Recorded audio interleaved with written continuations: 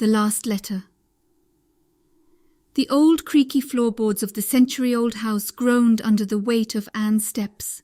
She moved carefully, not wanting to disturb the dust that had settled into every crevice over the years. In her hand, she held a small, delicate key that seemed as old as the house itself. This was the key to her grandmother's attic, a place that had been off-limits during Anne's childhood, shrouded in mystery and forgotten memories. As Anne pushed open the heavy attic door, the musty scent of aged wood and forgotten belongings greeted her. Sunlight filtered through a single small window, casting a dim glow over the room.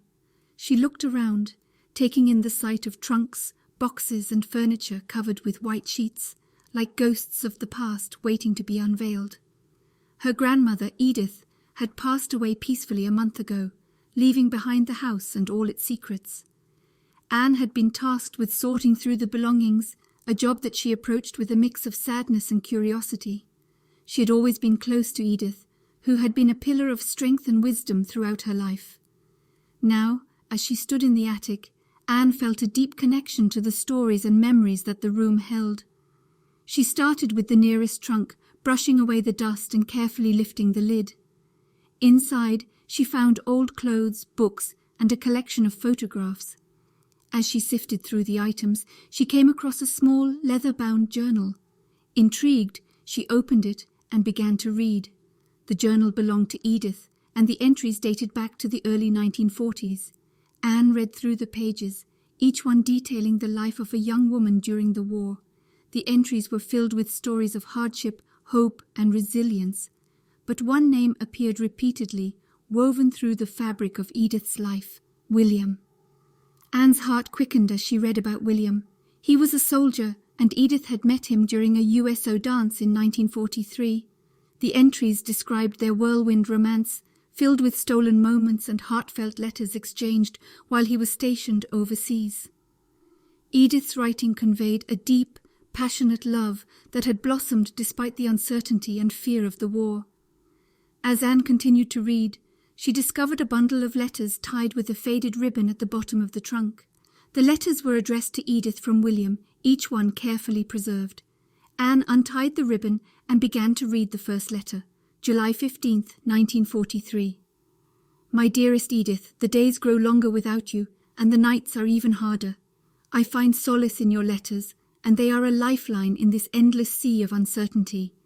Your words bring me back to the nights we danced under the stars, the moments we shared away from the chaos of the world. Life here is tough, but thoughts of you keep me going. I remember your laughter, the way your eyes light up when you talk about the future. It gives me hope that one day this will all be over and we will be together again. I miss you more than words can say. Stay strong, my love, and know that I carry you with me, always. Yours forever, William. Anne felt a lump form in her throat as she finished reading the letter. She could almost feel the love and longing in William's words, a testament to the deep connection he shared with Edith. She continued to read through the letters, each one painting a vivid picture of their love story. One letter in particular stood out. It was dated December 24th, 1944, and was the last letter from William. December 24th, 1944.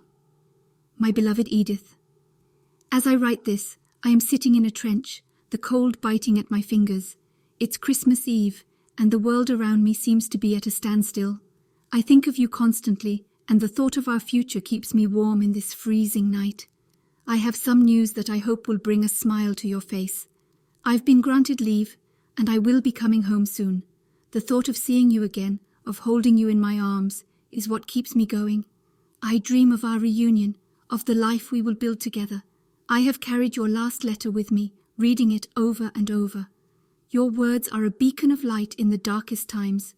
I promise you, my love, that I will return to you. Until then, know that I love you more than anything in this world. Stay strong and keep the faith. Forever yours. William. Anne's tears fell freely as she read the letter. She knew from the stories her grandmother had told her that William never made it back. He had been killed in action shortly after writing that letter, leaving Edith heartbroken and alone. Edith had never married. She had devoted her life to helping others, working as a nurse and later as a teacher. Anne had always admired her grandmother's strength and resilience, but now she understood the depth of the loss that Edith had carried with her all these years.